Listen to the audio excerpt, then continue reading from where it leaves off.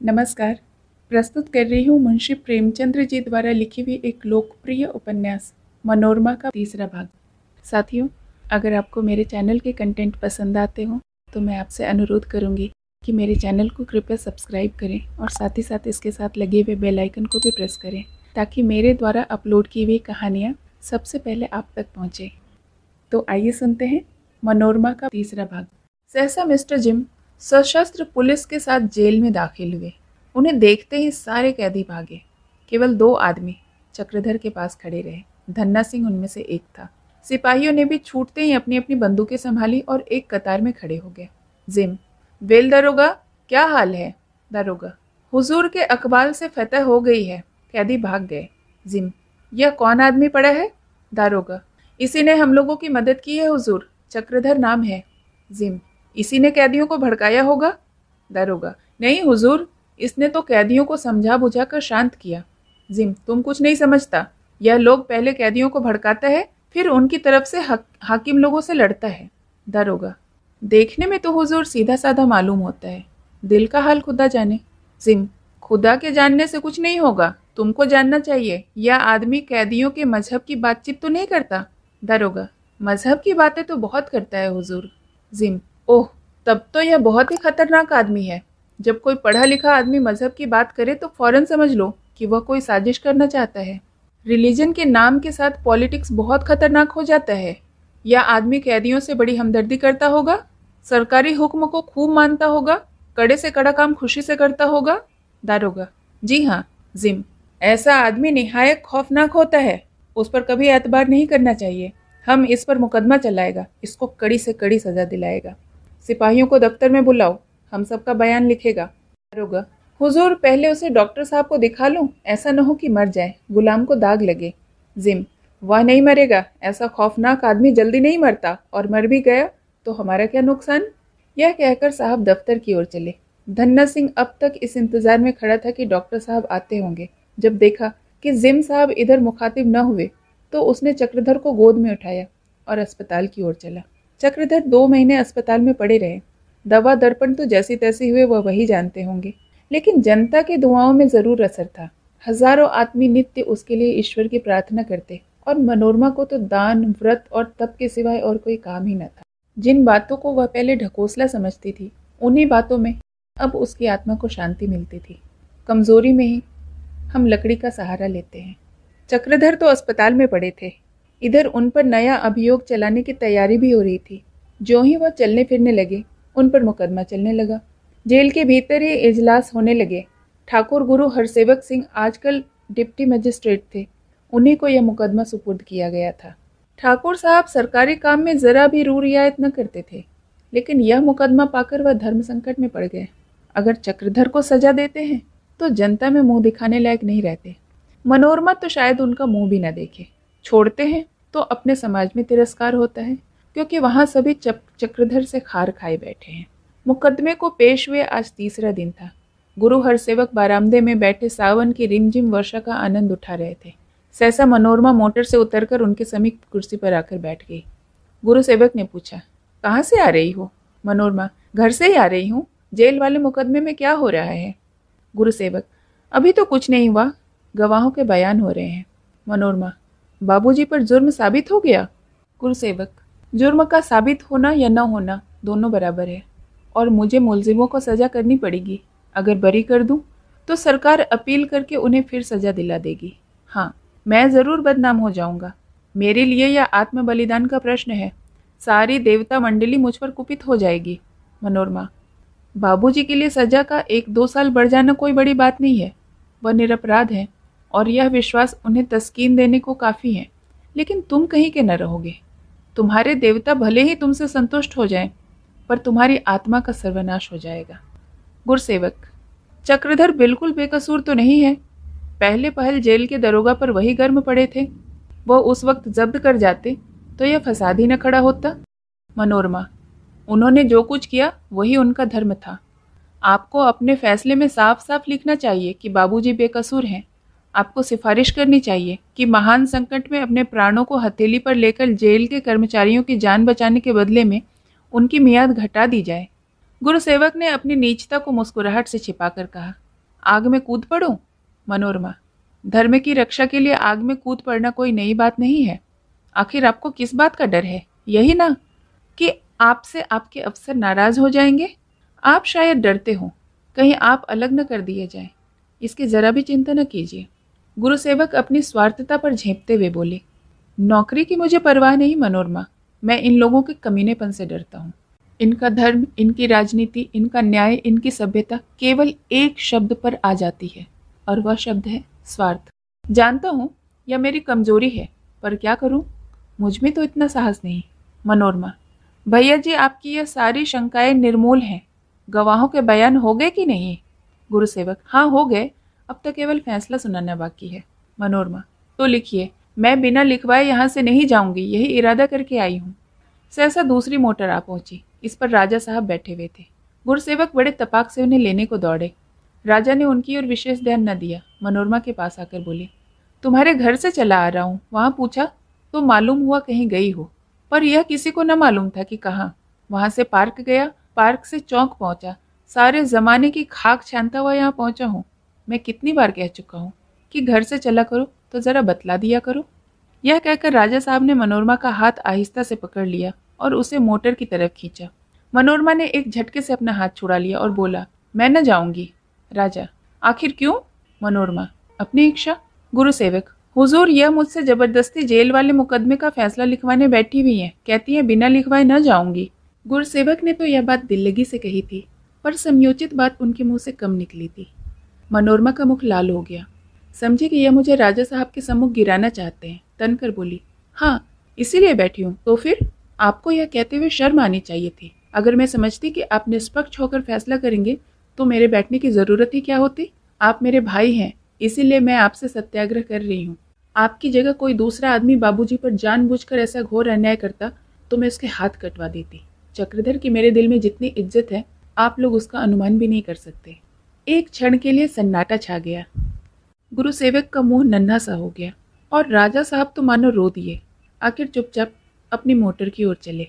हुक्काम के इशारों पर नाचने वाले गुरुसेवक सिंह ने जब चक्रधर को जेल के दंगे के इल्जाम से बरी कर दिया तो अधिकारी मंडल में सनसनी फैल गई। गुरुसेवक से ऐसे फैसले की आशा किसी को न थी। फैसला क्या था? मान पत्र था, जिसका एक एक शब्द वात्सल्य रस में सराबोर था। जनता में धूम मच गई। ऐसे न्यायवीर और सत्यवादी प्राणी बिरले ही होते हैं। सबके मुंह से यही बात निकलती थी। शहर के कितने ही आदमी तो गुरुसेवक के दर्शनों को आए और यह कहते हुए लौटे कि यह हाकिम नहीं, साक्षात देवता है। अधिकारियों ने सोचा था चक्रधर को 4-5 साल जेल में सड़ाएंगे, लेकिन अब तो खूंटा ही उखड़ गया। उछले किस बात पर? चक्रधर इस इल्जाम से ही बरी न हुए, बल्कि उनके पहले की भी सजा 1 साल से घटा दी गई। मिस्टर जिम तो ऐसा जामे से बाहर हुए कि बस चलता तो गुरुसेवक को गोली ही मार देते। और कुछ न कर सके तो चक्रधर को तीसरे ही दिन आगरे भेज दिया गया। कर्मचारियों को सख्त ताकीद दी गई कि कोई कैदी उनसे बोलने तक न पाए, कोई उनके कमरे के द्वार तक भी न जाने पाए, यहाँ तक कि कर्मचारी भी उनसे न बोल सके। साल भर में 10 साल की कैद का मजा चखाने की हिम्मत सोच निकाली गई थी। मजा यह कि इस धुन में चक्रधर को कोई काम भी न दिया गया। बस 8 पहर उसी 4 हाथ लंबी और 3 हाथ चौड़ी कोठरी में पड़े रहो। चक्रधर के विचार और भाव इतनी जल्दी जल्दी बदलते थे कि कभी कभी तो उन्हें भ्रम होने लगता था कि मैं पागल तो नहीं हुआ जा रहा हूँ। अंततः इस अंतर्द्वंद में उनकी आत्मा ने विजय पाई। मन पर आत्मा का राज्य हो गया। मन अंतर जगत की सैर करने लगा। वह किसी समाधिस्थ योगी की भांति घंटों तक इस अंतरलोक में विचरते रहते। शारीरिक कष्टों से अब उन्हें विराग सा होने लगा था। उनकी ओर ध्यान देना वह तुच्छ समझते थे। कभी कभी वह गाते, मनोरंजन के लिए कोई खेल निकालते, अंधेरे में अपनी लुटिया लुढ़का देते और उसे एक ही खोज में उठा लाने की चेष्टा करते। अगर उन्हें किसी चीज की जरूरत मालूम होती तो वह प्रकाश था। इसीलिए नहीं कि वह अंधकार से ऊब गए थे, बल्कि इसीलिए कि वह अपने मन में उमड़ने वाले भावों को लिखना चाहते थे। लिखने की सामग्री के लिए उनका मन तड़प के रह जाता। धीरे धीरे उन्हें प्रकाश की भी जरूरत न रही। उन्हें ऐसा विश्वास होने लगा कि मैं अंधेरे में भी लिख सकता हूँ। लेकिन लिखने का सामान कहाँ? बस यही एक चीज थी जिसके लिए वह कभी कभी विकल हो जाते थे। चक्रधर के पास कभी कभी एक बूढ़ा वार्डन भोजन लाया करता था। वह बहुत ही हंसमुख आदमी था। चक्रधर को प्रसन्न मुख देखकर दो चार बातें कर लेता था। उससे उन्हें बंधुत्व सा हो गया था। वह कई बार पूछ चुका था, बाबूजी, चरस तंबाकू की इच्छा हो तो हमसे कहना। चक्रधर को ख्याल आया, क्यों न उससे एक पेंसिल और थोड़े से कागज के लिए कह दूं। कई दिनों तक तो वह इसी संकोच में पड़े रहे कि उससे कहूं या न कहूं। आखिर एक दिन उनसे न रहा गया, पूछ ही बैठे, क्यों जमादार, कहीं कागज पेंसिल मिलेगी? बूढ़े वार्डन ने सतर्क भाव से कहा, मिलने को तो मिल जाएगा, पर किसी ने देख लिया तो क्या होगा। इस वाक्य ने चक्रधर को संभाल लिया। उनकी विवेक बुद्धि जो क्षण भर के लिए मुंह में फंस गई थी, जाग उठी। बोले, नहीं, मैं यूं ही पूछता था। इसके बाद उस वार्डन ने फिर कई बार पूछा, कहो तो पेंसिल कागज ला दूं? मगर चक्रधर ने हर दफा यही कहा, मुझे जरूरत नहीं। बाबू यशोदानंदन को जो ही मालूम हुआ कि चक्रधर आगरा की जेल में आ गए हैं, वह उनसे मिलने की कई बार चेष्टा कर चुके थे, पर आज्ञा न मिलती थी। साधारणतः कैदियों को छठे महीने अपने घर के किसी प्राणी से मिलने की आज्ञा मिल जाती थी। चक्रधर के साथ इतनी रियायत कभी न की गई, पर यशोदानंदन अवसर पड़ने पर खुशामद भी कर सकते थे। अपना सारा जोर लगाकर अंत में उन्होंने आज्ञा प्राप्त कर ही ली, अपने लिए नहीं, अहिल्या के लिए। उस विरहिणी की दशा दिनों दिन खराब होती जाती थी। जब से चक्रधर ने जेल में कदम रखा, उसी दिन से वह कैदियों की जिंदगी बसर करने लगी। ईश्वर में पहले उसकी भक्ति कम थी, अब तो उसकी धर्मनिष्ठा बढ़ गई। जब वो हाथ जोड़कर आंखें बंद करके ईश्वर से प्रार्थना करती, तो उसे ऐसा मालूम होता था कि चक्रधर स्वयं उसके सामने खड़े हैं। उसे अनुभव होता था कि मेरी प्रार्थनाएं उस मातृ स्नेहपूर्ण आंचल की भांति जो बालक को ढक लेता है, चक्रधर की रक्षा करती रहती है। जिस दिन अहिल्या को मालूम हुआ कि चक्रधर से मिलने की आज्ञा मिल गई है, उसे आनंद के बदले भय होने लगा। यह भी शंका थी कि कहीं मुझे उनके सामने जाते ही मूर्छा न आ जाए, कहीं मैं चिल्ला चिल्ला कर रोने न लगूं। प्रातःकाल उसने उठकर स्नान किया और बड़ी देर तक बैठी वंदना करती रही। फिर यशोदानंदन जी के साथ गाड़ी में बैठकर जेल चली। जेल में पहुंचते ही एक औरत ने उसकी तलाशी ली और उसे पास के कमरे में ले गई। अहिल्या का कलेजा धड़क रहा था। उस स्त्री को समीप बैठे देखकर उसे कुछ ढाढ़स हो रहा था, नहीं तो शायद वह चक्रधर को देखते ही उनके पैरों से लिपट जाती। सिर झुकाए बैठी थी कि चक्रधर दो चौकीदारों के साथ कमरे में आए। उनके सिर पर कंटोप था और देह पर एक आधी आस्तीन का कुर्ता, पर मुख पर आत्मबल की ज्योति झलक रही थी। उनका रंग पीला पड़ गया था, दाढ़ी के बाल बड़े हुए थे और आंखें भीतर की ओर घुसी हुई थी, पर मुख पर एक हल्की सी मुस्कान खेल रही थी। अहिल्या उन्हें देखकर चौंक पड़ी। उसकी आंखों से बेअख्तियार आंसू निकल आए। शायद कहीं और देखती तो पहचान भी न सकती थी। घबराई सी उठ खड़ी हुई। अब के दोनों खड़े हैं, दोनों के मन में हजार बातें हैं, उद्गार पर उद्गार उठते हैं। दोनों एक दूसरे को कनखियों में देखते हैं, पर किसी के मुख से शब्द नहीं निकलता। अहिल्या सोचती है, क्या पूछूं? इनका एक एक अंग अपनी दशा आप सुना रहा है। चक्रधर भी सोचते, क्या पूछूं? इसका एक एक अंग इसकी तपस्या और वेदना की कथा सुना रहा है। इसे असमंजस और कंठावरोध की दशा में खड़े खड़े दोनों को 10 मिनट हो गए। यहाँ तक कि उस लेडी को उसकी दशा पर दया आने लगी। घड़ी देखकर बोली, तुम लोग यूं ही कब तक खड़े रहोगे? 10 मिनट गुजर गए, केवल 10 मिनट ही और बाकी हैं। चक्रधर मानो समाधि से जागे। बोले, अहिल्या, तुम इतनी दुबली हो, बीमार हो गई हो क्या? अहिल्या ने सिसकियों को दबाकर कहा, नहीं तो मैं बिल्कुल अच्छी हूँ। आप अलबत्ता इतने दुबले हो गए हैं कि पहचाने नहीं जाते। चक्रधर, खैर मेरे दुबले होने के तो कारण है, लेकिन तुम क्यों ऐसी घुली जा रही हो? कम से कम अपने को तो इतना बनाए रखो कि जब मैं छूट कर आऊँ तो मेरी कुछ मदद कर सको। अपने लिए नहीं तो तुम्हें मेरे लिए अपनी रक्षा करनी चाहिए। बाबूजी तो कुशल से है ना? अहिल्या, हाँ, आपको बराबर याद करते हैं। मेरे साथ वह भी आए हैं, पर यहाँ ना आए। आजकल उनका स्वास्थ्य भी बिगड़ गया है, पर उन्होंने आराम न करने की कसम खा ली है। बूढ़े ख्वाजा महमूद से न जाने किस बात पर अनबन हो गई है। आपके चले जाने के बाद कई महीने तक खूब मेल रहा, लेकिन अब फिर वही हाल है। अहिल्या ने ये बातें महत्व की समझ कर न कही, बल्कि इसीलिए कही कि वह चक्रधर का ध्यान अपनी तरफ से हटा देना चाहती थी। चक्रधर विरक्त होकर बोले, दोनों आदमी फिर धर्मांधता के चक्कर में पड़ गए। जब तक हम सच्चे धर्म का अर्थ न समझेंगे, हमारी दशा यही रहेगी। घर का तो कोई समाचार न मिला होगा? अहिल्या, मिला क्यों नहीं? बाबूजी हाल ही में काशी गए थे। जगदीशपुर के राजा साहब ने आपके पिताजी को 50 रुपये मासिक बांध दिया है। आपकी माताजी रोया करती हैं। छोटी रानी साहिबा की आपके घर वालों पर विशेष कृपा दृष्टि है। चक्रधर ने विस्मित होकर पूछा, छोटी रानी साहिबा कौन? अहिल्या, रानी मनोरमा, अभी थोड़े ही दिन हुए राजा साहब का विवाह हुआ है। चक्रधर, यह तो बड़ी दिल लगी हुई। मनोरमा का विवाह विशाल सिंह के साथ? मुझे तो अब भी विश्वास नहीं आता। बाबूजी ने नाम बताने में गलती की होगी। अहिल्या, बाबूजी को स्वयं आश्चर्य हो रहा था। काशी में भी लोगों को बड़ा आश्चर्य है। मनोरमा ने अपनी खुशी से विवाह किया है, कोई दबाव न था। सुनते हो राजा साहब बिल्कुल उनकी मुट्ठी में है, जो कुछ वह कहती है वही होता है। बाबूजी चंदा मंगाने गए थे तो रानी जी ने ही 5,000 दिए। बहुत प्रसन्न मालूम होती थी। सहसा लेडी ने कहा, वक्त पूरा हो गया है, वार्डन इन्हें अंदर ले जाओ। चक्रधर क्षण भर भी न ठहरे। अहिल्या को तृष्णापूर्ण नेत्रों से देखते हुए चले गए। अहिल्या ने सजल नेत्रों से उन्हें प्रणाम किया और उनके जाते ही फूट फूट कर रोने लगी। फागुन का महीना आया। ढोल मजीरे की आवाजें कानों में आने लगी। मुंशी वज्रधर की संगीत सभा भी सजग हो गई। यूं तो कभी कभी 12 मास बैठक होती थी, पर फागुन आते ही बिल्ला नाग मृदंग पर थाप पड़ने लगी। उदार आदमी थे, फिक्र को कभी पास भी न आने देते थे। अपने शरीर को वह कभी कष्ट न देते थे। लड़का जेल में है, घर में स्त्री रोती रोती अंधी हुई जाती है। सयानी लड़की घर में बैठी हुई है, लेकिन मुंशी जी को कोई गम नहीं। पहले 25 रुपए में गुजर करते थे, अब 75 रुपए भी पूरे नहीं पड़ते। जिससे मिलते हैं हंसकर सबकी मदद करने को तैयार, वादे सबके करते हैं। किसी ने झुककर सलाम किया तो और भी प्रसन्न हो गए। दोनों हाथों से वरदान बांटते फिरते हैं, चाहे पूरा एक भी न कर सके। अपने मोहल्ले के कई बेफिक्रों को, जिन्हें कोई टके को भी न पूछता था, रियासत में नौकर करा दिया। किसी को चौकीदार, किसी को मुहर्रर, किसी को कारिंदा। मगर नेकी करके दरिया में डालने की उनकी आदत नहीं है। जिससे मिलते हैं अपना ही यशगान शुरू करते हैं और उसमें मनमानी अतिशयोक्ति भी करते हैं।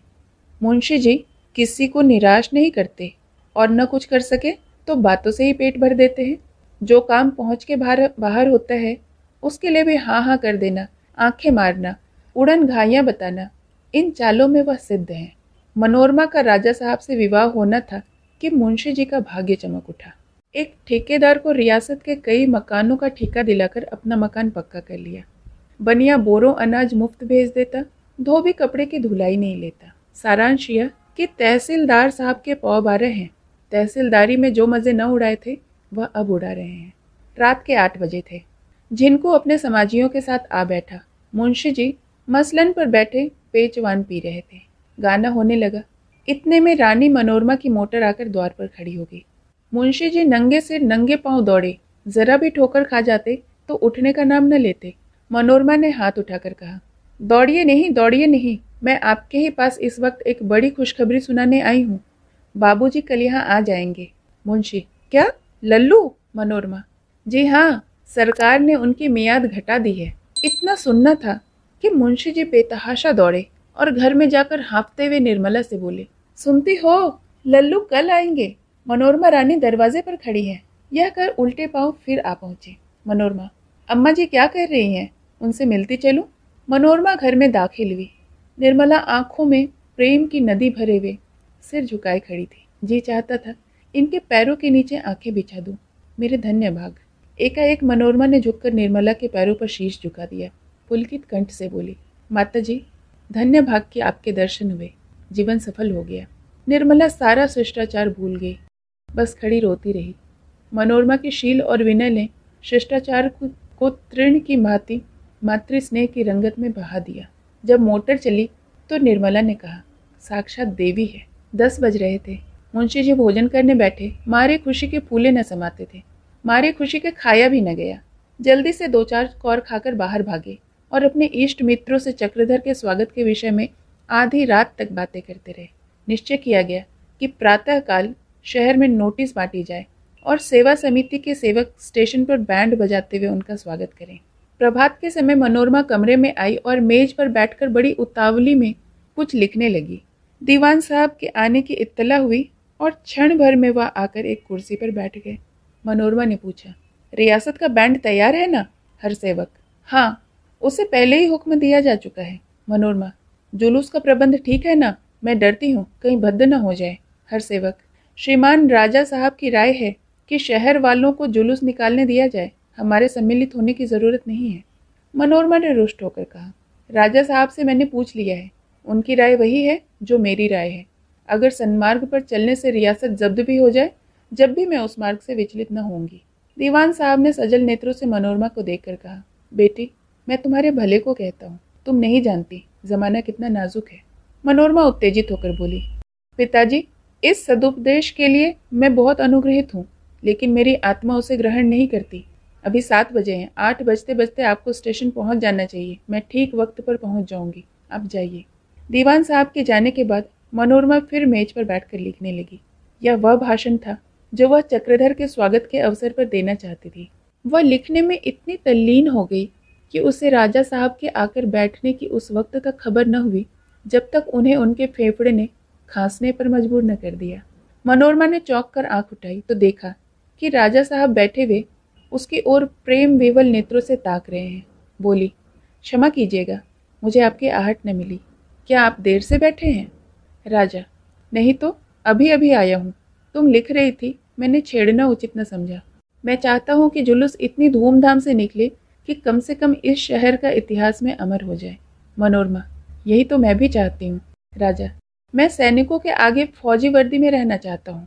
मनोरमा ने चिंतित होकर कहा, आपका जाना उचित नहीं जान पड़ता। आप यहीं उनका स्वागत कीजिए। अपनी मर्यादा का निर्वाह तो करना ही पड़ेगा।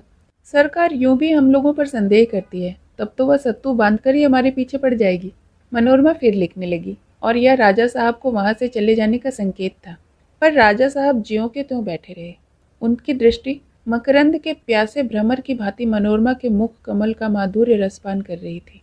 सहसा घड़ी में 9 बज उठे। मनोरमा कुर्सी से उठ खड़ी हुई। राजा साहब भी वृक्ष की छाया में विश्राम करने वाले पथिक की भांति उठे और धीरे धीरे द्वार की ओर चले। द्वार पर पहुंचकर वह फिर मुड़कर मनोरमा से बोले, मैं भी चलूं तो क्या हरज? मनोरमा ने करुण कोमल नेत्रों से देखकर कहा, अच्छी बात है, चलिए। स्टेशन पर कहीं तिल रखने को भी जगह न थी।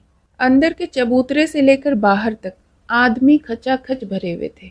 चबूतरे पर विद्यालयों के छात्र थे, रंग बिरंगी वर्दियां पहने हुए, और सेवा समितियों के सेवक रंग बिरंगी झंडियां लिए हुए। मनोरमा नगर की महिलाओं के साथ सेवकों के बीच में खड़ी थी।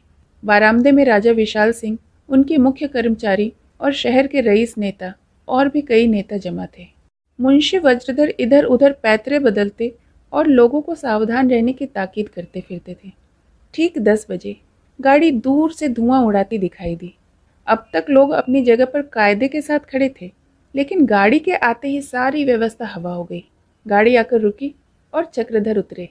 मनोरमा भी अनुराग से उन्मत्त होकर चली, लेकिन 3-4 पग चली ही थी कि ठिठक गई और एक स्त्री की आड़ से चक्रधर को देखा। सेवा समिति का मंगलगान समाप्त हुआ तो राजा साहब ने आगे बढ़कर नगर के नेताओं की ओर से उनका स्वागत किया।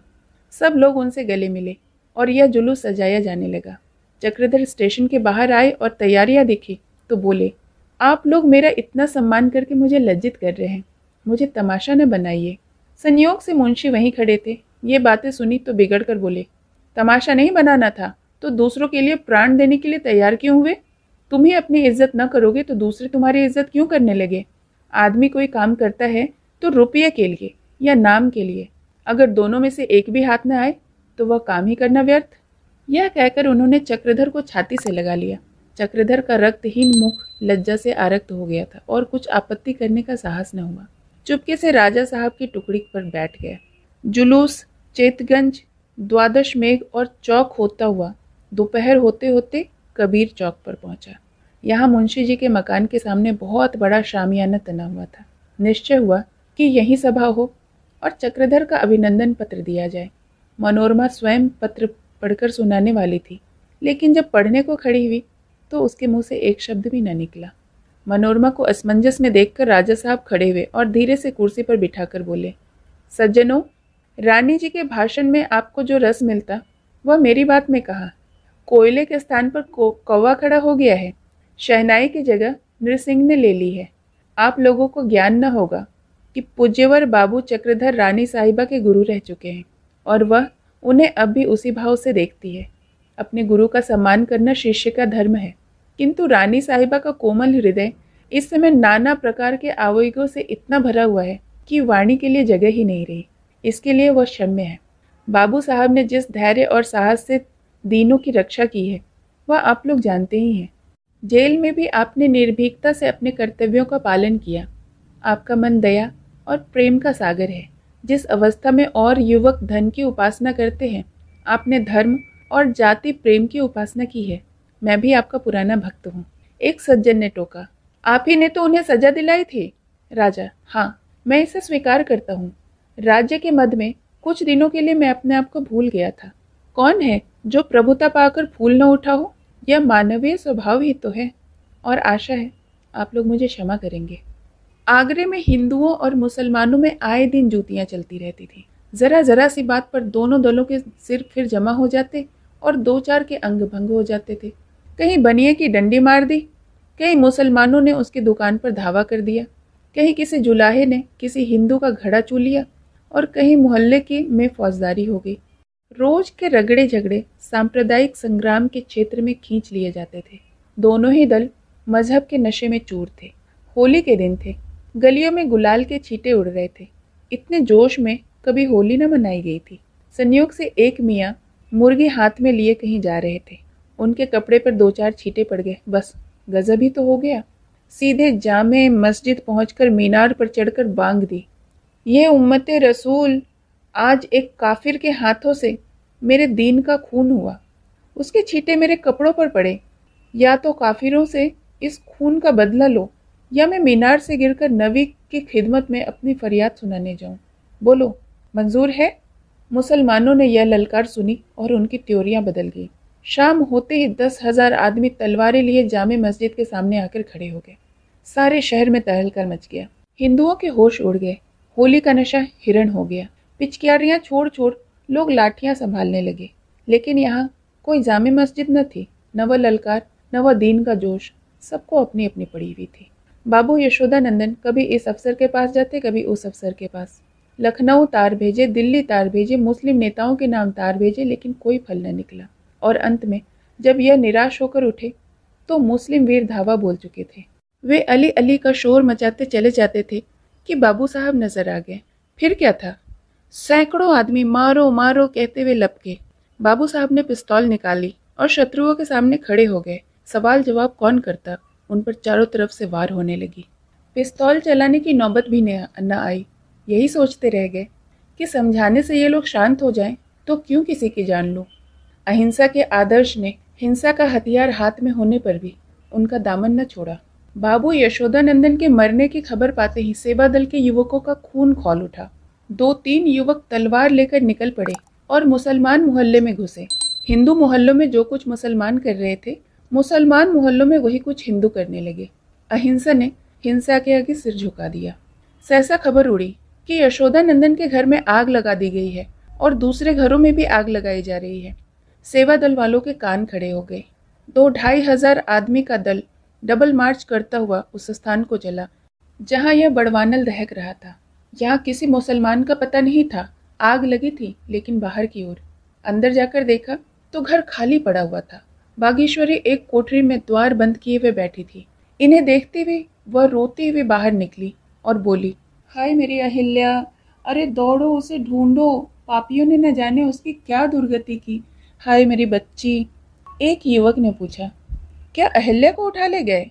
बागेश्वरी, हाँ भैया, उठा ले गए। मना कर रही थी, अरे बाहर मत निकल, अगर मरेंगे तो साथ ही मरेंगे, लेकिन न माने। जाकर ख्वाजा महमूद से कहो, उसका पता लगाए। कहना तुम्हें लाज नहीं आती? जिस लड़की को बेटी मानकर मेरी गोदी में सौंपा था, जिसके विवाह में 5,000 खर्च करने वाले थे, उसकी उन्हीं के पिछलगुओं के हाथ वह दुर्गति। हाय भगवान। लोग ख्वाजा साहब के पास पहुंचे तो देखते हैं कि यहाँ मूर्छ यशोदानंदन की लाश रखी हुई है और ख्वाजा साहब बैठकर रो रहे हैं। इन लोगों को देखते ही बोले, तुम लोग समझते होगे यह मेरा दुश्मन था। खुदा जानता है मुझे अपना भाई और बेटा भी इससे ज़्यादा अजीज नहीं। फिर भी हम दोनों की ज़िंदगी के आखिरी साल मैदानबाजी में गुजरे। आज यह अंजाम हुआ। हम दोनों दिल से मेल करना चाहते थे, पर हमारी मर्जी के खिलाफ कोई गैबी ताकत हमको लड़ाती थी। आप लोग नहीं जानते हो मेरे इससे कितनी गहरी दोस्ती थी। कौन जानता था उस दोस्ती का यह अंजाम होगा। एक युवक, हम लोग लाश को क्रियाकर्म के लिए ले जाना चाहते हैं। ख्वाजा, ले जाओ भाई, मैं भी साथ चलूँगा। मेरे कंधा देने में कोई हरज तो नहीं है? इतनी रियायत तो मेरे साथ करनी पड़ेगी। मैं पहले मरता तो यशोदा सिर पर खाक उड़ाता हुआ मेरी मज़ार पर जरूर आता। युवक, अहिल्या को भी उठा ले गए। माता जी ने आपसे। ख्वाजा: क्या? मेरी अहिल्या को? कब? युवक: आज ही, घर में आग लगाने से पहले। ख्वाजा: कलामे मजीद की कसम, जब तक अहिल्या का पता न लगा लूंगा मुझे दाना पानी भी हराम है। तुम लोग लाश ले जाओ, मैं अभी आता हूँ। सारे शहर की खाक छान डालूंगा। भाभी से मेरी तरफ से अर्ज कर देना, मुझसे मलाल न रखें। यशोदा नहीं है लेकिन महमूद है। जब तक उसके दम में दम है उन्हें कोई तकलीफ न होगी। कह देना, महमूद या तो अहिल्या को खोज निकालेगा या मुंह में कालिख लगाकर डूब मरेगा। यह कहकर ख्वाजा साहब उठ खड़े हुए, लकड़ी उठाई और बाहर निकल गए। चक्रधर को आगरे के उपद्रव, बाबू यशोदानंदन की हत्या और अहिल्या के अपहरण का शोक समाचार मिला तो उन्होंने व्यग्रता में आकर पिताजी को वह पत्र सुना दिया और बोले, मेरा वहां जाना बहुत जरूरी है। वज्रधर: जाकर करोगे ही क्या? जो कुछ होना था हो चुका, अब जाना व्यर्थ है। चक्रधर: कम से कम अहिल्या का तो पता लगाना ही होगा। वज्रधर: यह भी व्यर्थ है। पहले तो उसका पता लगाना ही मुश्किल है, और अगर लग भी गया तो तुम्हारा अब उससे क्या संबंध? अब वह मुसलमानों के साथ रह चुकी है तो कौन हिंदुओं से पूछेगा? चक्रधर: इसीलिए तो मेरा जाना और भी जरूरी है। वज्रधर: ऐसी बहू के लिए हमारे घर में स्थान नहीं। चक्रधर ने निश्चय भाव से कहा, वह आपके घर में न आएगी। वज्रधर ने भी उतने ही निर्दय शब्द में उत्तर दिया, अगर तुम्हारा ख्याल है कि पुत्र स्नेह के वश में होकर मैं उसे अंगीकार कर लूंगा तो यह तुम्हारी भूल है। अहिल्या कुल देवी नहीं हो सकती, चाहे इसके लिए मुझे पुत्र वियोग ही सहना पड़े। चक्रधर पीछे घूमे ही थे कि निर्मला ने उसका हाथ पकड़ लिया और स्नेह पूर्ण तिरस्कार करती हुई बोली, बच्चा तुमसे ऐसी आशा न थी। अब भी हमारा कहना मानो, हमारे कुल के मुंह में कालिख न लगाओ। चक्रधर ने हाथ छुड़ाकर कहा, मैंने आपकी आज्ञा कभी भंग नहीं की, लेकिन इस विषय में मजबूर हूँ। वज्रधर: तो यह तुम्हारा अंतिम निश्चय है? चक्रधर: जी हाँ, अंतिम। यह कहते हुए चक्रधर बाहर निकल आए और कुछ कपड़े साथ लेकर स्टेशन की ओर चल दिए। चक्रधर आगरे पहुंचे तो सवेरा हो गया था। एक क्षण तक वह खड़े सोचते रहे कि कहाँ जाऊं। बाबू यशोदानंदन के घर जाना व्यर्थ है। अंत को उन्होंने ख्वाजा महमूद के घर चलना निश्चय किया। ख्वाजा साहब के द्वार पहुंचे तो देखा कि हजारों आदमी एक लाश को घेरे खड़े हैं और उसे कब्रिस्तान ले जाने की तैयारी हो रही है। चक्रधर तुरंत तांगे से उतर पड़े और लाश के पास जाकर खड़े हो गए। कहीं ख्वाजा साहब तो नहीं कत्ल कर दिए गए? वह किसी से पूछना ही चाहते थे कि सहसा ख्वाजा साहब ने आकर उनका हाथ पकड़ लिया और आंखों में आंसू भरकर बोले, खूब आए बेटा, तुम्हें आंखें ढूंढ रही थी। जानते हो वह किसकी लाश है?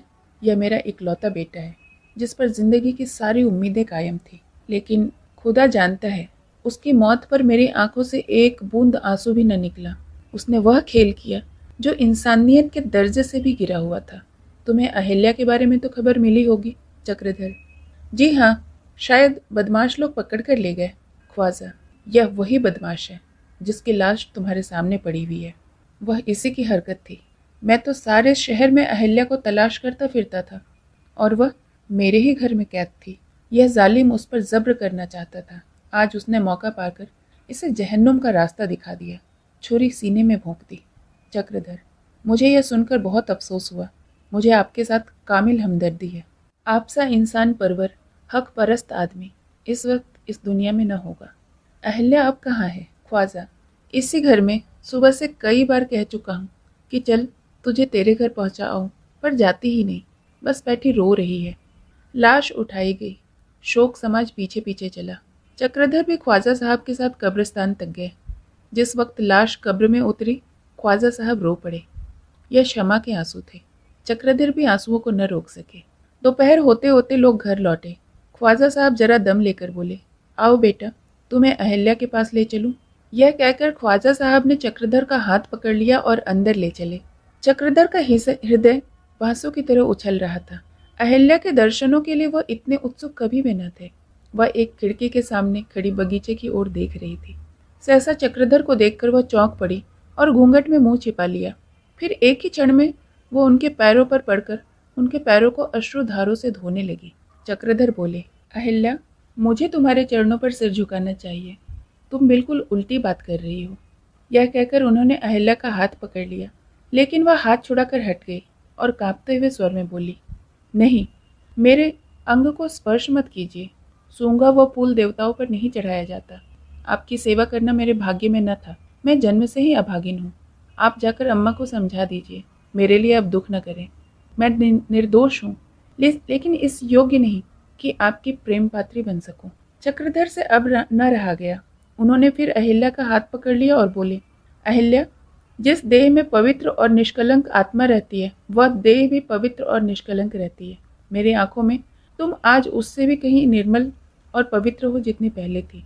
अहिल्या कई मिनट तक चक्रधर के कंधे पर सिर रखे रोती रही, फिर बोली, तुम केवल दया भाव से मेरा उद्धार करने के लिए या कालीमा सिर चढ़ा रहे हो या प्रेम भाव से।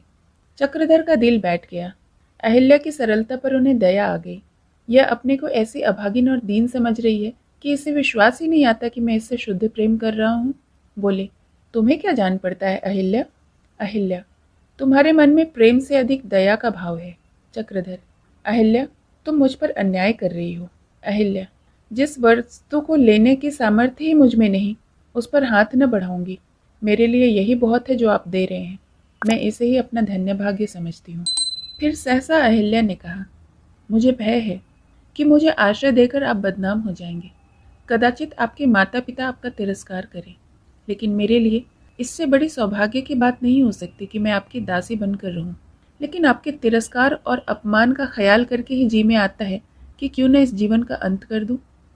चक्रधर की आंखें करुणार्ध हो गईं। बोले, अहिल्या, ऐसी बातें न करो। अपनी आत्मा की अनुमति के सामने मैं माता पिता के विरोध की परवाह नहीं करता। मैं तुमसे विनती करता हूँ कि ये बातें फिर कभी जबान पर न लाना। अहिल्या ने अब की स्नेह सजल नेत्रों से चक्रधर को देखा। शंका की दाह जो उसके मर्म स्थल को जलाए डालती थी, इन शीतल आर्द्र शब्दों से शांत हो गई। शंका की ज्वाला शांत होते ही उसकी दाह चंचल दृष्टि स्थिर हो गई और चक्रधर की सौम्य मूर्ति प्रेम की आभा से प्रकाशमान आंखों के सामने खड़ी दिखाई दी। बाबू यशोदानंदन के क्रियाकर्म के तीसरे ही दिन चक्रधर का अहिल्या से विवाह हो गया। चक्रधर तो अभी कुछ दिन टालना चाहते थे, लेकिन बागेश्वरी ने बड़ा आग्रह किया। विवाह में कुछ धूमधाम नहीं हुई। जिस दिन चक्रधर अहिल्या को विदा करा के काशी चले, हजारों आदमी स्टेशन पर पहुंच आए। बागेश्वरी का रोते रोते बुरा हाल था। जब अहिल्या आकर पालकी पर बैठी तो वह दुखिया पछाड़ खाकर गिर पड़ी। अहिल्या भी रो रही थी, लेकिन शोक से नहीं, वियोग में। बागेश्वरी के गर्दन में उसके करपाश इतने सुदृढ़ हो गए कि दूसरी स्त्रियों ने बड़ी मुश्किल से उसे छुड़ाया। लेकिन चक्रधर के सामने एक दूसरी समस्या उपस्थित हो रही थी। वह घर तो जा रहे थे, पर उस घर के द्वार बंद थे। पिता का क्रोध, माता का तिरस्कार, संबंधियों की अवहेलना, उन सभी शंकाओं से चित्त उद्विग्न हो रहा था। सबसे विकट समस्या यह थी कि गाड़ी से उतरकर जाऊंगा कहाँ। इन चिंताओं से उनकी मुख मुद्रा इतनी मलिन हो गई कि अहिल्या ने उनसे कुछ कहने के लिए उनकी ओर देखा तो चौंक पड़ी। उसकी वियोग व्यथा अब शांत हो गई थी और हृदय में उल्लास का प्रवाह होने लगा था। लेकिन पति की उदास मुद्रा देखकर वह घबरा गई। बोली, आप इतने उदास क्यों हैं? क्या अभी से मेरी फिक्र सवार हो गई? चक्रधर ने झेपते हुए कहा, नहीं तो उदास क्यों होने लगा? यह उदास होने का समय नहीं, यह तो आनंद मनाने का समय है। मगर जितना ही अपनी चिंता को छिपाने का प्रयत्न करते थे, उतना ही वह और भी प्रत्यक्ष होती जाती थी। जैसे दरिद्र अपनी शाख रखने की चेष्टा में और भी दरिद्र हो जाता है। अहिल्या ने गंभीर भाव से कहा, तुम्हारी इच्छा है, न बताओ, लेकिन यही इसका आशय है कि तुम्हें मुझ पर विश्वास नहीं। यह कहते कहते अहिल्या की आंखें सजल हो गई। चक्रधर से अब जब्त न हो सका। उन्होंने संक्षेप में सारी बातें सुनाई और अंत में प्रयाग उतर जाने का प्रस्ताव किया। अहिल्या ने गर्व से कहा, अपना घर रहते प्रयाग क्यों उतरे? मैं घर चलूंगी। वे कितने ही नाराज हों, हैं तो माता पिता। आप इन चिंताओं को दिल से निकाल दीजिए। उनको प्रसन्न करने का भार मुझ पर छोड़ दें। मुझे विश्वास है मैं उन्हें मना लूंगी। चक्रधर ने अहिल्या को गदगद नेत्रों से देखा और चुप ही रहे। रात को 10 बजते बजते गाड़ी बनारस पहुंची। अहिल्या के आश्वासन देने पर भी चक्रधर बहुत चिंतित रहे कि कैसे क्या होगा। लेकिन उन्हें कितना आश्चर्य हुआ जब उन्होंने मुंशी जी को 2 आदमियों के साथ स्टेशन पर उनकी राह देखते पाया। पिता के इस असीम अपार अलौकिक वात्सल्य ने उन्हें इतना पुलकित कर दिया कि वह जाकर पिता के पैरों पर गिर पड़े। मुंशी जी ने उसे दौड़कर छाती से लगा लिया और अपने श्रद्धा अश्रुओं को रुमाल से पोंछते हुए स्नेह कोमल शब्दों में बोले, कम से कम एक तार तो दे देते कि मैं किस गाड़ी से आ रहा हूँ। खत तक न लिखा। यहाँ बराबर 10 दिन से 2 बार स्टेशन पर दौड़ा आता हूँ। एक आदमी हरदम तुम्हारे इंतजार में बिठाए रहता हूँ कि न जाने कब किस गाड़ी से तुम आ जाओ। कहाँ है बहू? चलो उतार लाए। बहू के साथ तुम यहीं ठहरो, स्टेशन मास्टर से कहकर वेटिंग रूम खुलवाए देता हूँ। मैं दौड़कर जरा बाजे गाजे रोशनी सवारी की फिक्र करूँ। बहू का स्वागत तो करना ही होगा। यहाँ लोग क्या जानेंगे कि बहू आई है। वहाँ की बात और थी, यहाँ की बात और। भाई बंदों के साथ रस्म रिवाज निभाना ही पड़ता है। यह कहकर मुंशी जी चक्रधर के साथ अहिल्या के डिब्बे के द्वार पर खड़े हो गए। अहिल्या ने धीरे से उतरकर उनके चरणों पर सिर रख दिया। उसकी आंखों से श्रद्धा और आनंद के आंसू बहने लगे। मुंशी जी ने उसके सिर पर हाथ रखकर आशीर्वाद दिया और दोनों प्राणियों को वेटिंग रूम में बिठाकर बोले, किसी को अंदर मत आने देना। मैंने साहब से कह दिया है कि मैं कोई घंटे भर में आऊंगा। चक्रधर ने दबी जबान से कहा, इस वक्त धूमधाम करने की जरूरत नहीं, सवेरे तो सब मालूम हो ही जाएगा। मुंशी जी ने लकड़ी संभालते हुए कहा, सुनती हो बहू इसकी बातें? सवेरे लोग जानकर क्या करेंगे? दुनिया क्या जानेगी कि बहू कब आई? मुंशी जी चले गए तो अहिल्या ने चक्रधर को आड़े हाथों लिया, बोली, ऐसे देवता पुरुष के साथ तुम इतना अकारण ही इतना अनर्थ कर रहे थे। मेरा तो जी चाहता है कि घंटों इनके चरणों में पड़ी रोया करूं। चक्रधर लज्जित हो गए। इसका प्रतिवाद तो न किया, पर उनका मन कह रहा था कि इस वक्त दुनिया को दिखाने के लिए पिताजी कितनी ही धूमधाम क्यों न कर ले, लेकिन घर में कोई ना कोई गुल जरूर खिलेगा। मुंशी जी को गए अभी आधा घंटा भी न हुआ था कि मनोरमा कमरे के द्वार पर आकर खड़ी दिखाई दी। उसने कहा, वाह बाबूजी, आप चुपके बहू को उड़ा लाए, मुझे खबर तक न दी। मुंशी जी न कहते तो मुझे तो मालूम ही न होता। आपने तो अपना घर बसा लिया, मेरे लिए भी कोई सौगात लाए क्या? यह कहकर वह अहिल्या के पास गई और दोनों गले मिली। मनोरमा ने रुमाल से एक जड़ाऊ कंगन निकालकर अहिल्या के हाथ में पहना दिया। अहिल्या ने उसे कुर्सी पर बिठा दिया और पान इलायची देते हुए बोली, आपको मेरे कारण बड़ी तकलीफ हुई, यह आपके आराम करने का समय था। चक्रधर मौका देखकर बाहर चले गए। उसके रहने से दोनों में संकोच होता। मनोरमा ने कहा, नहीं बहन, मुझे जरा भी तकलीफ नहीं हुई। मैं तो यूं भी 12 बजे के पहले नहीं सोती। तुमसे मिलने की बहुत दिनों से इच्छा थी। तुम बड़ी भाग्यवान हो। तुम्हारा पति मनुष्य के रूप में रत्न है, सर्वथा निर्दोष एवं सर्वथा निष्कलंक। अहिल्या पति प्रशंसा से गर्वान्वित होकर बोली, आपके लिए कोई सौगात तो नहीं लाए? मनोरमा, मेरे लिए तुमसे बढ़कर और क्या सौगात लाते? मैं संसार में अकेली थी, तुम्हें पाकर दुकेली हो गई हूँ। अहिल्या, मैं इसे अपना सौभाग्य समझूंगी। इतने में बाजों की घों घों पोंपों सुनाई दी। मुंशी जी बारात जमाए चले आ रहे थे। अहिल्या के हृदय में आनंद की तरंगे उठ रही थी। कभी उसका स्वागत इस ठाट से होगा, कभी एक इतनी बड़ी रानी उसकी सहेली बनेगी, कभी उसका इतना आदर सम्मान होगा, उसने कल्पना भी न की थी। मनोरमा ने उसे धीरे धीरे ले जाकर सुखपाल में बिठा दिया। बारात चली। चक्रधर एक सुरंग घोड़े पर सवार थे। राजा साहब विशालपुर आते तो इस तरह भागते मानो किसी शत्रु के घर आए हों। रोहिणी को राजा साहब की यह निष्ठुरता असहाय मालूम होती थी। वो उन पर दिल का गुबार निकालने का अवसर ढूंढती रहती थी, पर राजा साहब भूलकर भी अंदर न आते थे। आखिर एक दिन वह मनोरमा पर ही पिल पड़ी। बात कोई न थी। मनोरमा ने सहज भाव से कहा था, यहाँ आप लोगों का जीवन बड़ी शांति से कटता होगा। शहर में तो रोज एक न एक झंझट सिर पर सवार ही रहती है। रोहिणी तो भरी बैठी थी, ऐंठ कर बोली, हाँ बहन, क्यों न हो। ऐसे प्राणी भी होते हैं जिन्हें पड़ोस के उपवास देखकर जलन होती है। तुम्हें पकवान बुरे मालूम होते हैं, हम अभागिनों के लिए सत्तू में भी बाधा है।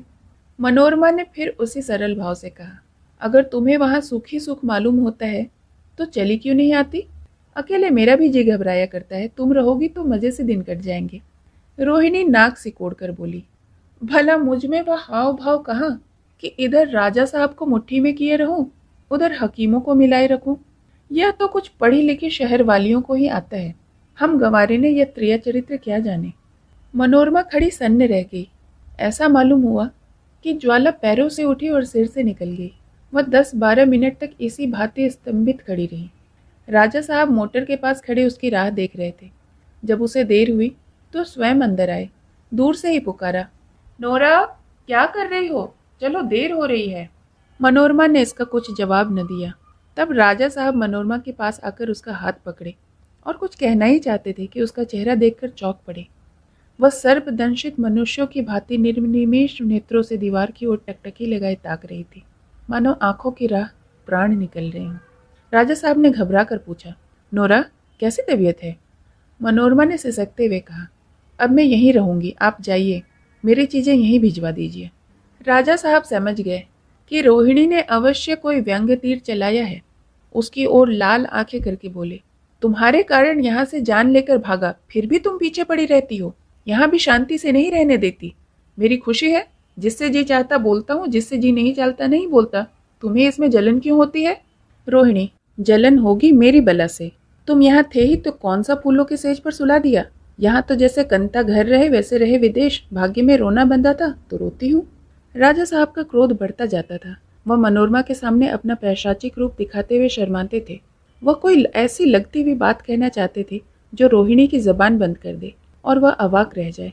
मनोरमा को कटु वचन सुनाने के दंड स्वरूप रोहिणी को कितनी ही कड़ी बातें क्यों न कह दी जाए, वह क्षम्य थी। बोले, तुम्हें तो जहर खाकर मर जाना चाहिए, कम से कम तुम्हारी ये जलीकटी बातें तो न सुनने में आएंगी।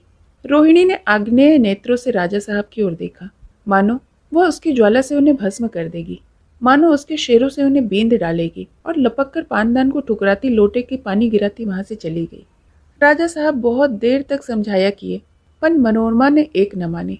उसे शंका हुई कि ये भाव केवल रोहिणी के नहीं, यहाँ सभी लोगों के मन में यही भाव होंगे। स्नेह और लांछन का निवारण यहाँ सबके सम्मुख रहने से ही हो सकता था, और यही उसके संकल्प का कारण था। अंत में राजा साहब ने हताश होकर कहा, तो फिर मैं भी काशी छोड़ देता हूँ, मुझे अकेले वहाँ एक दिन भी न रहा जाएगा। एकाएक मुंशी वज्रधर लाठी टेकते आते हुए दिखाई दिए। चेहरा उतरा हुआ था, पजामे का इजार बंद नीचे लटकता हुआ। आंगन में खड़े होकर बोले, रानी जी, आप कहाँ हैं? जरा कृपा करके यहाँ आइएगा, या हुक्म हो तो मैं ही आऊँ? राजा साहब ने चिढ़कर कहा, क्या है, यहीं चले आइए, आपको इस वक्त आने की क्या ज़रूरत थी? सब लोग यहाँ चले आए तो वहाँ तो कोई तो रहना चाहिए। मुंशी जी कमरे में आकर बड़े दीन भाव से बोले, क्या करूँ हुजूर, घर तबाह हुआ जाता है, हुजूर से न रोऊं तो किससे रोऊं? लल्लू न जाने क्या करने पर तुला है। मनोरमा ने सशंक होकर पूछा, क्या बात है मुंशी जी? अभी तो आज बाबूजी वहाँ मेरे पास आए थे, कोई भी नई बात नहीं कही। मुंशी, वह अपनी बात किसी से कहता है कि आपसे कहेगा? मुझसे भी कभी कुछ नहीं कहा, लेकिन आज प्रयाग जाने को तैयार बैठा हुआ है, बहू को भी साथ लिए जाता है। मनोरमा, आपने नहीं पूछा कि क्यों जा रहे हो? जरूर उन्हें किसी बात का रंज पहुंचा होगा, नहीं तो बहू को साथ लेकर न जाते। घर में किसी ने ताना तो न मारा? मुंशी, इल्म की कसम खाकर कहता हूँ, जो किसी ने चूं तक की हो, ताना उसे दिया जाता है जो टर्राए। वह तो सेवा और शील की देवी है, उसे कौन ताना दे सकता है? हाँ, इतना जरूर है कि हम दोनों आदमी उसका छुआ नहीं खाते। मनोरमा ने सिर हिलाकर कहा, अच्छा यह बात है। भला बाबूजी यह बात कब बर्दाश्त करने लगे? मैं अहिल्या की जगह होती तो मैं एक क्षण भी घर में न रहती, वह न जाने कैसे इतने दिन रह गई। मुंशी, आप जरा चलकर उन्हें समझा देना, मुझ पर इतनी दया करें, सनातन से जिन बातों को मानते आए हैं वे अब छोड़ी नहीं जाती। मनोरमा, तो न छोड़िए, आपको कोई मजबूर तो नहीं करता। आपको अपना धर्म प्यारा है और होना भी चाहिए, उन्हें भी अपना सम्मान प्यारा है। मैं जैसे आपको आपके बहू के हाथ का भोजन ग्रहण करने को मजबूर नहीं कर सकती, उसी भांति उन्हें भी यह अपमान सहन करने के लिए दबा नहीं सकती। आप जाने और वह जाने, मुझे बीच में न डालिए। मुंशी जी बड़ी आशा बांधकर यहाँ दौड़े आए थे। यह फैसला सुना तो उनकी कमर से टूट गई। फर्श पर बैठ गए और अनाथ भाव से माथे पर हाथ रखकर सोचने लगे, अब क्या करूं? मनोरमा वहां से चली गई। अभी उसे अपने लिए कोई स्थान ठीक करना था, शहर से अपनी आवश्यक वस्तुएं भी मंगवानी थी। आधी रात से ज़्यादा बीत चुकी थी, पर मनोरमा की आंखों में नींद न आई। उसे ख्याल आया कि चक्रधर बिल्कुल खाली हाथ है। पत्नी साथ, खाली हाथ, नई जगह, न किसी से राह, न रस्म, संकोची प्रकृति, उदार हृदय, उन्हें प्रयाग में कितना कष्ट होगा। मैंने बड़ी भूल की, मुंशी जी के साथ मुझे चले जाना चाहिए था। बाबूजी मेरा इंतज़ार कर रहे होंगे। उसने घड़ी की ओर देखा, 1 बज गया था। उसके मन में प्रश्न उठा, क्यों न इसी वक्त चलूं? घंटे भर में तो पहुंच जाऊंगी। लेकिन फिर ख्याल आया, इस वक्त जाऊंगी तो लोग क्या कहेंगे? वह फिर आकर लेट रही और सो जाने की चेष्टा करने लगी। उसे नींद आ गई, लेकिन देर से सोने पर भी मनोरमा को उठने में देर न लगी। अभी सब लोग सोते ही थे कि वह उठकर बैठी और तुरंत मोटर तैयार करने का हुक्म दिया। फिर अपने हैंडबैग में कुछ चीज़ें रखकर वह रवाना हो गई। चक्रधर भी प्रातःकाल उठे और चलने की तैयारी करने लगे। उन्हें माता पिता को छोड़कर जाने का दुख हो रहा था, पर उस घर में अहिल्या की जो दशा थी वह उनके लिए असहनीय थी। गाड़ी 7 बजे छूटती थी। वो अपना बिस्तर और पुस्तकें बाहर निकाल रहे थे। भीतर अहिल्या अपनी सास और ननद के गले मिलकर रो रही थी कि इतने में ही मनोरमा की मोटर आती हुई दिखाई दी। चक्रधर मारे शर्म के गड़ गए। मनोरमा ने मोटर से उतरते हुए कहा, बाबूजी, अभी ज़रा ठहर जाइए। यह उतावलापना क्यों? जब तक मुझे मालूम ना हो जाए कि आप किस कारण से और वहाँ जाने का क्या इरादा रखते हैं, मैं आपको जाने न दूंगी। चक्रधर, आपको सारी स्थिति मालूम होती तो आप कभी भी मुझे रोकने की चेष्टा न करती। मनोरमा, तो सुनिए, मुझे आपके घर की दशा थोड़ी थोड़ी मालूम है। ये लोग अपने संस्कारों से मजबूर हैं, न तो आप ही उन्हें दबाना पसंद करेंगे। क्यों न अहिल्या को कुछ दिनों के लिए मेरे साथ रहने दें। मैंने जगदीशपुर में ही रहने का निश्चय किया है। आप वहाँ रह सकते हैं। मेरी बहुत दिनों से इच्छा है कि कुछ दिन आप मेरे मेहमान हो। वह भी आपका ही घर है। मैं इसे अपना सौभाग्य समझूंगी। चक्रधर, नहीं मनोरमा, मुझे जाने दो। मनोरमा, अच्छी बात है, चले जाइए, लेकिन एक बात आपको माननी पड़ेगी। मेरी यह भेंट स्वीकार कीजिए।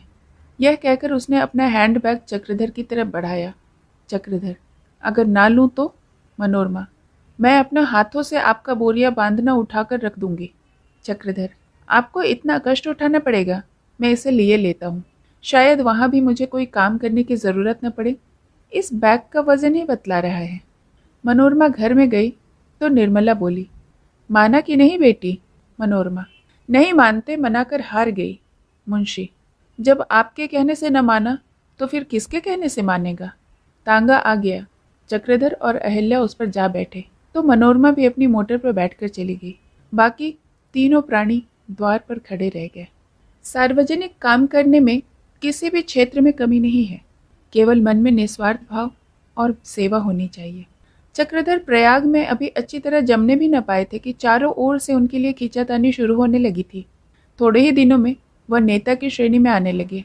उनमें देश का अनुराग था, काम करने का उत्साह और संगठन करने की योग्यता थी। सारे शहर में ऐसा एक भी प्राणी न था जो उनकी भांति निष्प्रिय हो। और लोग अपना फालतू समय ही सेवा कार्य के लिए दे सकते थे। द्रव्योपार्जन उनका मुख्य उद्देश्य था। चक्रधर को इस काम के सिवा और कोई फिक्र न थी। उन्होंने शहर के निकास पर एक छोटा सा मकान किराए पर ले लिया था और बड़ी किफ़ायत से वहाँ गुजर करते थे। वहाँ रुपये का नित्य अभाव रहता था। चक्रधर को अब ज्ञात होने लगा था कि गृहस्थी में पकड़ के लिए कुछ न कुछ स्थायी आमदनी होना ही चाहिए। अपने लिए उन्हें कोई चिंता न थी, लेकिन अहिल्या को वह दरिद्रता की परीक्षा में न डालना चाहते थे। अगर चक्रधर को अपना ही खर्च संभालना होता तो शायद उन्हें बहुत कष्ट न होता, क्योंकि उनके लेख बहुत अच्छे होते थे और 2-3 समाचार पत्रों में लिखकर वह अपनी ज़रूरत भर की आमदनी पैदा कर लेते थे। पर मुंशी वज्रधर के तकाज़ों के मारे उनकी नाक में दम था। चक्रधर को बार बार तंग करते थे और उन्हें विवश होकर पिता की सहायता करनी पड़ती थी। अघन का महीना था, खासी सर्दी पड़ रही थी, मगर अभी तक चक्रधर जाड़े के कपड़े न बनवा पाए थे। अहिल्या के पास तो पुराने कपड़े थे, पर चक्रधर के पुराने कपड़े मुंशी जी के कारण बच ही न पाते थे। या तो वह खुद पहन डालते थे या किसी को दे देते थे। वह इसी फिक्र में थे कि कहीं से रुपये आ जाएं तो एक कंबल ले लूं। आज बड़े इंतज़ार के बाद लखनऊ के एक मासिक पत्र के कार्यालय में 25 रुपये का मनी ऑर्डर आया था और वह अहिल्या के पास बैठे कपड़ों का प्रोग्राम बना रहे थे। इतने में डाकिये ने पुकारा। चक्रधर ने जाकर खत ले लिया और उसे पढ़ते हुए अंदर आए। अहिल्या ने पूछा, लाला जी का खत है ना? लोग अच्छी तरह से है ना? चक्रधर, मेरे आते ही न जाने उन लोगों पर क्या साढ़े साथी सवार हो गई है। जब देखो एक न एक विपत्ति ही सवार रहती है। अभी मंगला बीमार थी, अब अम्मा बीमार हैं, बाबूजी को खांसी आ रही है। रानी साहिबा के यहाँ से अब वजीफा नहीं मिलता है। लिखा है इस वक्त 50 रुपये अवश्य भेजो। अहिल्या, क्या अम्मा जी बहुत बीमार हैं? चक्रधर, हाँ, लिखा तो है। अहिल्या, तो जाकर ही क्यों न देख आए? चक्रधर, मुझे बाबूजी पर बड़ा क्रोध आता है, व्यर्थ मुझे तंग करते हैं। अम्मा की बीमारी तो बहाना है, सरासर बहाना। अहिल्या, या बहाना हो या सच, लेकिन ये 25 रुपये तो भेज दो। बाकी के लिए लिख दो कि कोई फिक्र नहीं, जल्दी ही भेज दूंगा। तुम्हारी तकदीर में इस वर्ष जड़ावल नहीं लिखा है। पूस का महीना लग गया, जोरों की सर्दी पड़ने लगी। स्नान करते ऐसा मालूम होता था कि पानी काट खाएगा, पर अभी तक चक्रधर जड़ावल न बनवा सके थे। एक दिन बादल हो आए और ठंडी हवा चलने लगी। सर्द के मारे चक्रधर को नींद न आती थी। एक बार उन्होंने अहिल्या की ओर देखा। वह हाथ पांव सिकोड़े चादर सिर से ओढ़े एक गठरी की तरह पड़ी हुई थी। उनका स्नेह करुण हृदय रो पड़ा। उनकी आत्मा सहस्रों जिह्वाओं से उनका तिरस्कार करने लगी। मेरी लोक सेवा केवल भ्रम है, कोरा प्रमाद। जब तू इस रमणी की रक्षा नहीं कर सकता, जो तुझ पर अपने प्राण तक अर्पण करती है, तो तू जनता का क्या उपकार करेगा। दूसरे दिन नाश्ता करते ही वह बाहर न गए, बल्कि अपने कमरे में जाकर कुछ लिखते पढ़ते रहे। शाम को 7 बजे वह फिर लौट आए और 10 बजे तक कुछ लिखते रहे। आज से यही उनका नियम हो गया। नौकरी तो वह न कर सकते थे, चित्त को इससे घृणा होती थी, लेकिन अधिकांश समय पुस्तकें और लेख लिखने में बिताते। उनकी विद्या और बुद्धि अब सेवा के अधीन नहीं, स्वार्थ के अधीन हो गई थी। पहले ऊपर की खेती करते थे, जहाँ न धन था न कीर्ति। अब धन भी मिलता था और कीर्ति भी। पत्रों के संपादक उनसे आग्रह करके उनसे लेख लिखवाते थे। लोग इन लेखों को बड़े चाव से पढ़ते थे। भाषा अलंकृत होती थी, भाव भी सुंदर, विषय भी उपयुक्त। दर्शन में उन्हें विशेष रुचि थी। उनके लेख भी अधिकांशतः दार्शनिक ही होते थे। पर चक्रधर को अब अपने कृत्यों पर गर्व न था। उन्हें काफी धन मिलता था। यूरोप और अमेरिका के पत्रों में भी उनके लेख छपते थे। समाज में आदर भी कम न था, पर सेवा कार्य में जो संतोष और शांति मिलती थी, वह अब मयस्सर न थी। अपने दीन, दुखी एवं पीड़ित बंधुओं की सेवा करने में जो गौरवयुक्त आनंद मिलता था, वह अब सभ्य समाज की दावतों में न प्रस्तुत होता था। मगर अहिल्या सुखी थी। वह अब सरल बालिका नहीं, गौरवशील युवती थी। गृह प्रबंध में कुशल, पति सेवा में प्रवीण, उदार, दयालु और नीति चतुर। मजाल न था कि नौकर उसकी आंख बचाकर एक पैसा भी खा जाए। उसकी सभी अभिलाषाएं पूरी हो जाती थी। ईश्वर ने उसे एक सुंदर बालक भी दे दिया। रही सही कसर भी पूरी हो गई। इस प्रकार 5 साल गुजर गए। एक दिन काशी के राजा विशाल सिंह का तार आया। लिखा था, मनोरमा बहुत बीमार है, तुरंत आइए, बचने की कम आशा है। अहिल्या, यह हो क्या गया? अभी तो लाला जी ने लिखा था वहां सब कुछ सकुशल है। चक्रधर, क्या कहा जाए, कुछ नहीं, यह सब गृह कलह का फल है। मनोरमा ने राजा साहब से विवाह करके बड़ी भूल की। सौतों ने तानों से छेद छेद कर उसकी जान ले ली। अहिल्या, कहो तो मैं भी चलूं, देखने को जी चाहता है। उनका शील और स्नेह कभी न भूलेगा। चक्रधर, योगेंद्र बाबू को साथ लेते चले, इनसे अच्छा तो यहाँ और कोई डॉक्टर नहीं। 10 बजते बजते ये लोग यहाँ से डाक पर चले। अहिल्या खिड़की के पास मनोहर दृश्य देखती थी। चक्रधर व्यग्र हो होकर घड़ी देखते थे कि पहुंचने में कितनी देर है, और मन्नू खिड़की से कूद पड़ने के लिए जोर लगा रहा था। चक्रधर जगदीशपुर पहुंचे तो रात के 8 बज गए थे। राजभवन के द्वार पर हजारों आदमियों की भीड़ थी। अन्नदान किया जा रहा था और कंगले एक पर एक टूट पड़ते थे। सहसा मोटर की आवाज सुनकर मुंशी वज्रधर ने बाहर आकर देखा तो भीड़ को हटाकर दौड़े और चक्रधर को गले लगा लिया। अहिल्या पति के पीछे खड़ी थी। मन्नू उसकी गोद में बैठा बड़े कौतूहल से दोनों आदमियों का रोना देख रहा था। अभी दोनों आदमियों में कोई बात भी न होने पाई थी कि राजा साहब दौड़ते हुए भीतर से आते दिखाई दिए। सूरत से नैराश्य और चिंता झलक रही थी। शरीर भी दुर्बल था। आते ही आते उन्होंने चक्रधर को गले लगाकर पूछा, मेरा तार कब मिला? चक्रधर, कोई 8 बजे मिला होगा। पढ़ते ही मेरे होश उड़ गए। रानी जी की क्या हालत है? राजा, वह तो अपनी आंखों से देखोगे, मैं क्या कहूँ। अब भगवान का ही भरोसा है। आहा, यह शंखधर महाशय। यह कहकर उन्होंने बालक को गोद में ले लिया और स्नेहपूर्ण नेत्रों से देखने लगे और फिर बोले, मेरी सुखता बिल्कुल ऐसी ही थी। ऐसा जान पड़ता था यह उसका छोटा भाई है। उसकी सूरत अभी तक मेरी आंखों में है। मुख से बिल्कुल ऐसी ही थी। अंदर जाकर चक्रधर ने मनोरमा को देखा। वह मोटे गद्दों में ऐसी समा गई थी कि मालूम होता था कि खाली पलंग है, केवल चादर पड़ी हुई है। चक्रधर की आहट पाकर उसने मुंह चादर से निकाला। दीपक के क्षीण प्रकाश में उसकी दुर्बलता की आह असहाय नेत्रों से आकाश की ओर ताक रही थी। राजा साहब ने आहिस्ता से कहा, नोरा, तुम्हारे बाबूजी आ गए। मनोरमा ने तकिया का सहारा लेकर कहा, मेरे धन्य भाग। आइए बाबूजी, आपके दर्शन भी हो ही गए। तार न जाता तो आप क्यों कर आते? चक्रधर, मुझे तो बिल्कुल खबर न थी। तार पहुंचने पर ही हाल मालूम हुआ।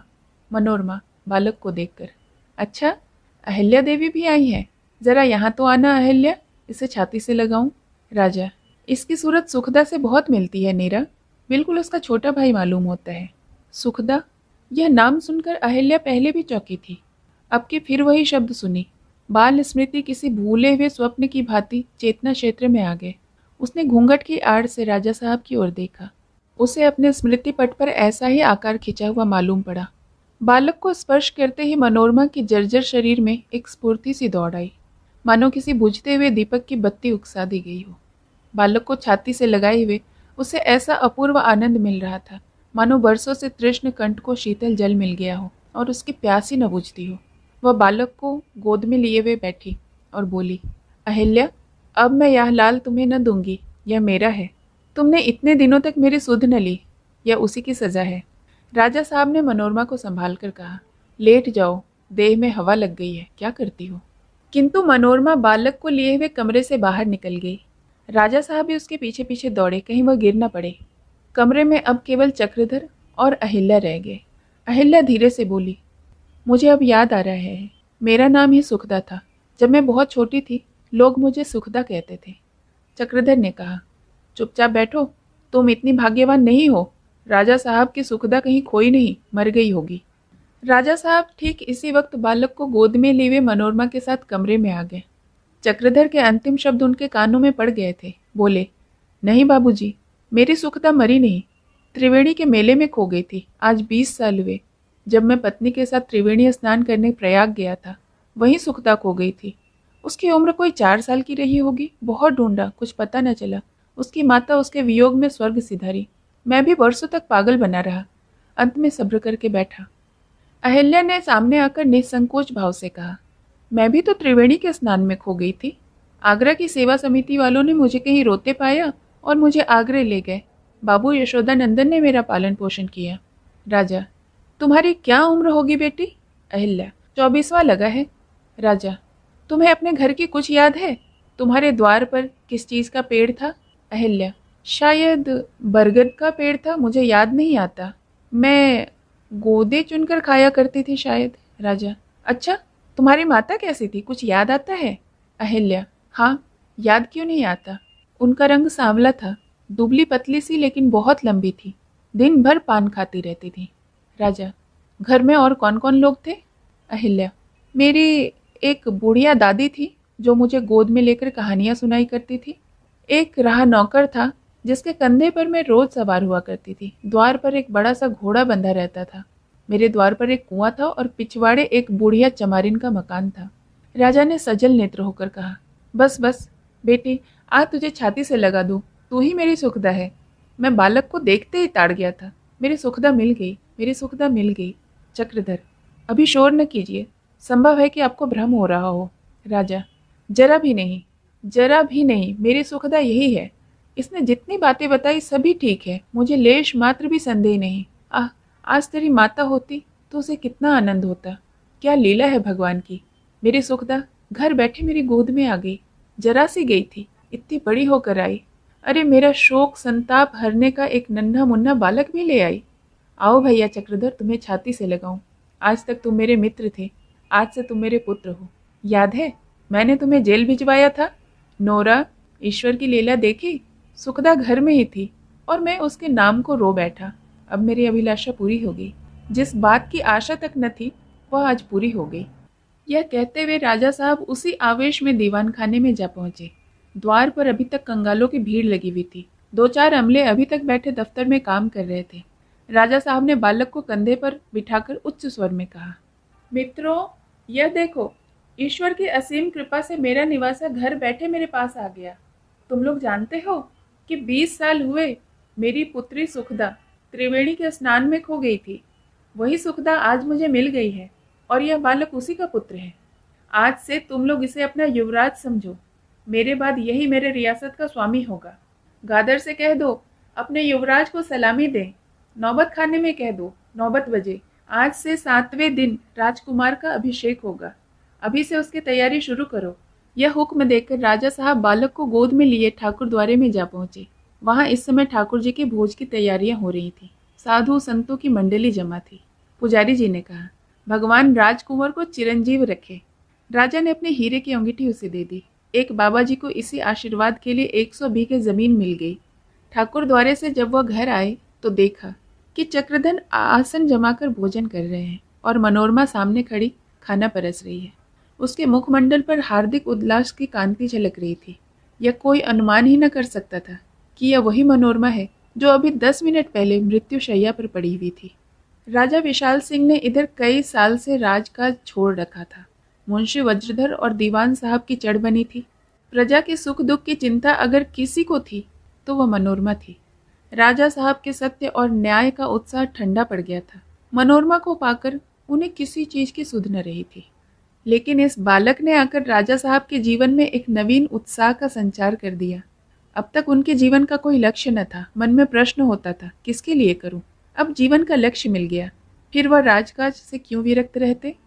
मुंशी जी अब तक तो दीवान साहब से मिलकर अपना स्वार्थ साधते रहते थे, पर अब वह हर किसी को गिनने लगे थे। ऐसा मालूम होता था कि अब वही राजा हैं। दीवान साहब अगर मनोरमा के पिता थे तो मुंशी जी राजकुमार के दादा थे। फिर दोनों में से कौन दबता? कर्मचारियों पर ऐसी फटकारें कभी न पड़ी थी। मुंशी जी को देखते ही बेचारे थर थर कांपने लगते थे। अगर कोई अमला उनके हुक्म की तामील न कर देता तो जामे से बाहर हो जाते। बात पीछे करते निकाल देने की धमकी पहले देते थे। सुनने वालों को ये बातें जरूर बुरी मालूम होती थी। चक्रधर के कानों में भी ये बात पड़ जाती तो वह जमीन से गड़ जाते थे। वह आजकल मुंशी जी से कम बोलते थे। अपने घर भी केवल एक बार गए थे। वहां माता की बातें सुनकर उनकी फिर जाने की इच्छा न होती थी। मित्रों से मिलना जुलना उन्होंने बहुत कम कर दिया था। वास्तव में यहाँ का जीवन उनके लिए असहाय हो गया था। वह फिर अपने शांति कुटीर को लौट जाना चाहते थे। यहाँ आए दिन कोई न कोई बात हो जाती थी जो दिन भर उनके चित्त को व्यग्र रखने को काफी होती थी।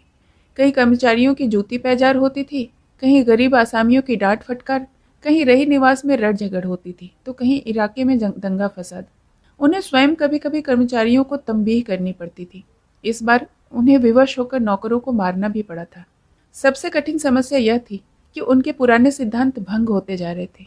वो बहुत चेष्टा करते थे कि मुंह से एक भी अशिष्ट शब्द न निकलने पाए, पर प्रायः नित्य ही ऐसे अवसर पड़ते ही उन्हें विवश होकर दंड नीति का आश्रय लेना ही पड़ता था। लेकिन अहिल्या इस जीवन का चरम सुख भोग रही थी। बहुत दिनों से दुख झेलने के बाद उसे यह सुख मिला था। वह उसमें मग्न थी। अपने पुराने दिन उसे जल्द ही भूल गए और उनको याद दिलाने से उसे दुख होता था। उसका रहन सहन बिल्कुल बदल गया था। वह अच्छी खासी अमीरजादी बन गई थी। सारे दिन आमोद प्रमोद के सिवाय उसे और कोई दूसरा काम न था। अब चक्रधर अहिल्या से अपने मन की बातें कभी न कहते थे। यह संपदा उनका सर्वनाश किए डालती थी। क्या अहिल्या यह सुख विलास छोड़कर मेरे साथ चलने को राजी होगी? उन्हें शंका होती थी कि कहीं वह इस प्रस्ताव के हंसी में न उड़ा दे या मुझे रुकने के लिए मजबूर न कर दे। इसी प्रकार के प्रश्न चक्रधर के मन में उठते रहते थे और वह किसी भांति अपने कर्तव्य का निश्चय पालन न कर सकते थे।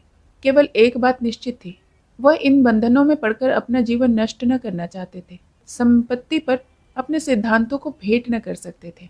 एक दिन चक्रधर मोटर पर हवा खाने निकल गए। गर्मी के दिन थे, जी बेचैन था।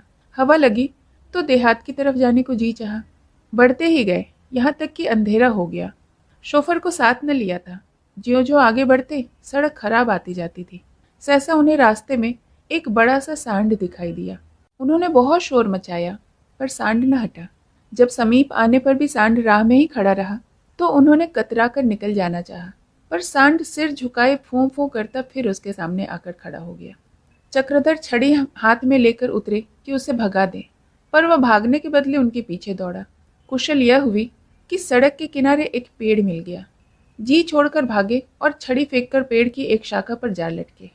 सांड 1 मिनट तक तो पेड़ से टक्कर लेता रहा, पर जब चक्रधर न मिले तो वह मोटर के पास लौट गया और उसे सींगों से पीछे ठेलता हुआ दौड़ा। कुछ दूर के बाद मोटर सड़क से हटकर एक वृक्ष से जा टकराई। अब सांड पूंछ उठा उठाकर कितना ही जोर लगाता है, पीछे हट हट कर उसमें टक्कर मारता है, पर वह जगह से नहीं हिलती। तब उसने बगल में जाकर इतनी जोर से टक्कर लगाई कि मोटर उलट गई। फिर भी सांड ने उसका पीछा न छोड़ा। कभी उसके पहियों से टक्कर लेता, कभी पीछे की ओर जोर से लगाता। मोटर के पहिए फट गए, कई पुर्जे टूट गए, पर सांड बराबर उस पर आघात किए जाता था। सांड ने जब देखा कि शत्रु की धज्जियां उड़ गई हैं और अब शायद वह फिर न उठे, तो डकारता वह एक तरफ को चला। तब चक्रधर नीचे उतरे और मोटर के समीप जाकर देखा तो वह मोटर उल्टी पड़ी थी। जब तक सीधी ना हो जाए यह कैसे पता चले कि क्या क्या चीजें टूटी है और अब वह चलने के योग्य है भी या नहीं। अकेले मोटर को सीधी करना एक आदमी के बस का काम न था। शेष कहानी अगले भाग में। सुनने के लिए बहुत बहुत धन्यवाद।